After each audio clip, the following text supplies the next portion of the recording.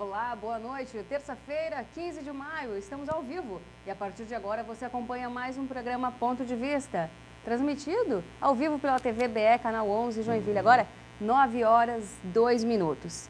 Programa Ponto de Vista, você já sabe, debate os assuntos que são destaque na imprensa, que são destaque, temas polêmicos também, que a gente levanta e traz aí os nossos convidados para debaterem.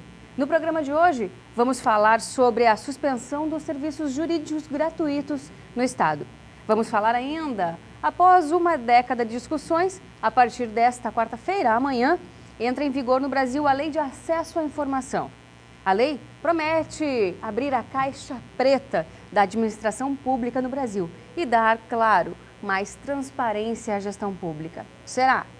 E ainda, no país onde acompanhamos tantas denúncias de corrupção, a presidente Dilma anuncia a Comissão da Verdade. Isso mesmo, que vai investigar violações de direitos humanos que aconteceram entre 1946 e 1988. E para o nosso programa desta terça-feira, eu recebo o advogado Carlos Eduardo Fonseca. Em sua trajetória profissional, já atuou como bancário por 6 anos, foi estagiário durante o curso de Direito e atualmente é conciliador judicial no Juizado Especial Civil de Joinville.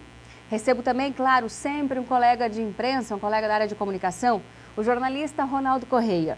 Profissional da comunicação há 30 anos, atuou na mídia impressa e eletrônica, como repórter e editor de jornais e revistas. Foi correspondente de agências de notícias e publicações nacionais. E também em reportagem de rádio e TV. Passou por assessorias de imprensa, no poder público e na iniciativa privada. E há 16 anos montou a Texto Livre Serviços de Imprensa e Comunicação Empresarial, onde atua no campo da comunicação institucional. E agora eu dou uma boa noite para os meus convidados. Eduardo, boa noite. Boa noite, Débora. Ronaldo, boa noite. Débora, prazer em estar aqui com vocês. Muito obrigado por terem aceito o convite. E lembrando que você também, a partir de agora, até às 9h30 da noite, é o nosso convidado para acompanhar o programa Ponto de Vista. E desde a última segunda-feira, quem precisa de atendimento jurídico gratuito em Joinville não tem mais a oferta do serviço. A suspensão da Defensoria da Ativa, como é conhecida, por tempo indeterminado, foi tomada pelos profissionais em assembleia. O motivo é a extinção do serviço em Santa Catarina pelo Supremo Tribunal Federal, mas principalmente pela falta de acordo com o governo do estado, que tem uma dívida de cerca de 90 a 95 milhões de reais com os advogados dativos, que, claro, temem não receber. Os profissionais paralisaram as atividades novas, mantendo apenas as que já estão em andamento, ou seja, quem precisa do serviço gratuito no estado, e vamos falar de Joinville, claro, não está conseguindo receber esse serviço que funcionava anexo ali à Fundação, à Secretaria de Bem-Estar Social. E eu quero começar, claro, já que temos um advogado conosco hoje, perguntando para o doutor Eduardo, como é que você vê essa interrupção dos serviços, já que existe aí há tanto tempo, né? E essa questão das partes envolvidas, advogados, Ministério Público, Defensoria Pública. Como é que você está vendo isso e quais podem ser as consequências desta suspensão? Então, Débora, eu acho interessante explicar para o pessoal que está assistindo a gente que essa suspensão ela aconteceu por uma decisão do STF baseada na própria Constituição Federal.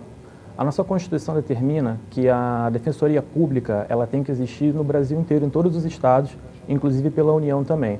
O Estado paga o advogado e o advogado vai defender qualquer pessoa que não tenha condição de contratar um advogado. Aqui em Santa Catarina, era um dos poucos estados que era diferente. O serviço era gratuito, mas não era por uma defensoria pública, um órgão do Estado. Advogados particulares eram nomeados por juízes, por exemplo, às vezes numa audiência, o juiz nomeava ali na hora um advogado para defender aquele caso. E, de uma forma geral, não era a melhor defesa para a pessoa, porque o profissional recebia pouco, muitas vezes pegava já o caso andando, algumas vezes acontecia isso, e não era o melhor serviço prestado. Então, o advogado, claro, recebia um valor por causa disso, em função dessa defesa, mas não era de acordo com a lei. E aí foi proposta uma ADIM, que é uma ação específica para se declarar inconstitucional a lei que regulava essa defensoria da ativa. O STF jogou ela procedente, determinando que aqui em Santa Catarina fosse criada uma defensoria pública estadual, como a lei manda. Acabaria com a defensoria dativa, né, a escolha aleatória dos advogados por um processo que de repente já tinha iniciado, e criaria um órgão que depende do governador para ser criado. É o governador do estado que tem que propor essa lei para criar esse órgão. Esse é o certo, isso vai de acordo com a nossa Constituição. Só que, claro, enquanto essa proposta não vem do governador e não é criada essa lei, a população agora vai ficar sem defesa porque os dativos resolveram parar por medo de não receber. É complicado, a população não pode ficar sem atendimento jurídico. Você tem uma série de coisas que dependem disso, herança, defesa criminal, tudo. Não pode parar, mas também tem que ser feito de acordo com a lei. O ideal é que o governador faça o mais rápido possível, ofereça o projeto de lei criando esse órgão para que a população volte a ter o atendimento necessário. Ronaldo, como é que você vê essa questão, já que a gente sabe até, já emendando um pouquinho, que a gente sabe que quando se fala em serviço público, tudo acaba sendo muito lento, né? Exatamente. Boa noite aos telespectadores, o doutor Carlos.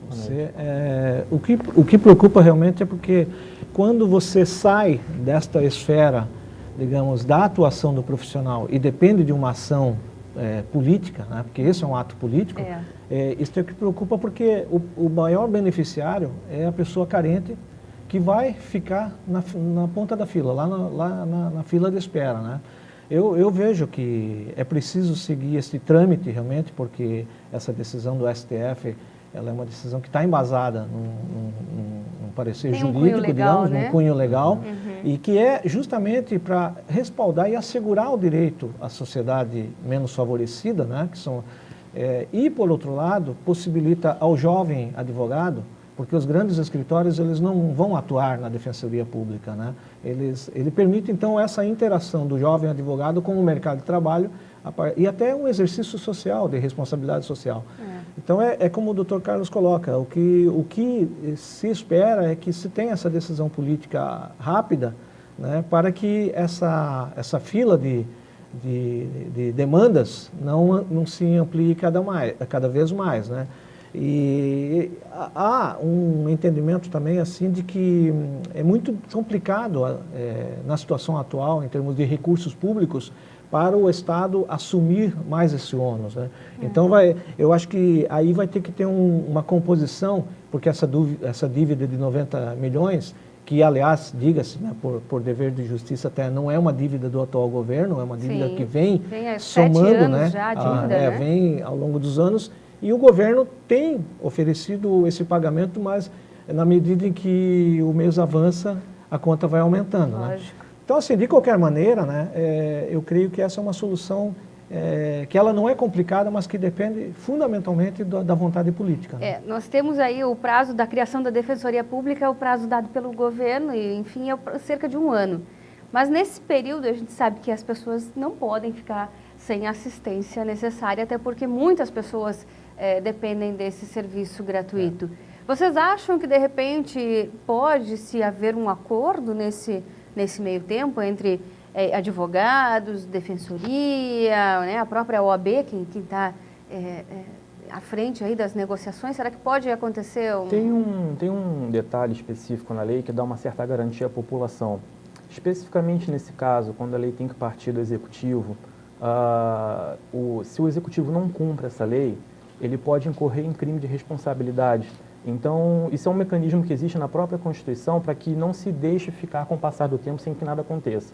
Se, por exemplo, o governador não dá algum jeito de oferecer o projeto de lei, criar o órgão da Defensoria Pública de Santa Catarina, se o Ministério Público quiser, ele pode, de repente, oferecer uma denúncia de crime de responsabilidade contra o governo do Estado. Certo. Então, é uma garantia na lei de que a população não possa ficar sem esse tipo de serviço. Existe um prazo dado pelo STF, esse prazo tem que ser cumprido. Se ele não for cumprido, abre-se esse precedente. Passa-se 1 ano, não é feito o órgão, o governador está arriscado a ter que responder a um processo de crime de responsabilidade. Então, por mais que se tenha vontade política, seja necessário vontade política para fazer um órgão desse, eu tenho certeza que ele não vai querer dar brecha para ele, no governo dele, responder esse tipo de situação. Eu penso também que uma alternativa do governo do Estado fatalmente vai ser um convênio, uma forma de convênio, em que enquanto esse sistema oficial, digamos assim, não estiver estruturado e regulamentado conforme a diretriz do STF, ele vai fazer parcerias, convênios, né, que já existem em várias áreas, porque não é interessante também para o governo que essa demanda continue reprimida, porque há o crime de responsabilidade, como o Dr. Carlos colocou. Então, fatalmente vai acontecer, eu acredito, essa articulação para que porque na verdade o governo vai ter que criar uma estrutura, né? Sim. E tentar, essa e também estrutura, existe a dívida por trás e essa disso estrutura, tudo, ela né? esbarra num ponto da lei de responsabilidade fiscal também. Então, de orçamento. Né? Então, eu acredito que vai se buscar uma solução. Que diga-se de passagem, o orçamento do governo do estado hoje ele já está no limite praticamente, né? Pela arrecadação que temos no estado, né? Então, aí vem aquela questão das prioridades, né? Mas essa é uma outra discussão. Então, assim, o fator político, na verdade, é que vai determinar isso, né? A demanda e ninguém pressupõe aqui que o governo do estado ou qualquer governante tem o interesse de criar um dificultador para a sociedade, né? Não se imagina isso, né? Sim, sim. Verdade. Acho Esperamos que que não, né? o ideal seria, de repente, conseguir quitar a dívida dos dativos, né? Que eles têm que receber, eles trabalharam por isso, para que nesse 1 ano, até que se resolva a criação do órgão, eles possam voltar a atuar, para não deixar a população sem atendimento. E nesse 1 ano faz o órgão, e as pessoas fazem concurso, entram e daí para frente assumem. Seria o ideal. Esperamos, vamos ver o que acontece. E a gente vai voltar no próximo bloco falando mais aí, assuntos que foram destaque durante a semana. E amanhã entra em vigor no país uma nova lei, é verdade. Lei dita aí pela presidente Dilma, que visa fiscalizar o poder público e promete abrir a caixa preta das prefeituras. Será? No próximo bloco você vai ouvir a opinião dos meus convidados a respeito desse assunto. É um minutinho só, a gente volta já já.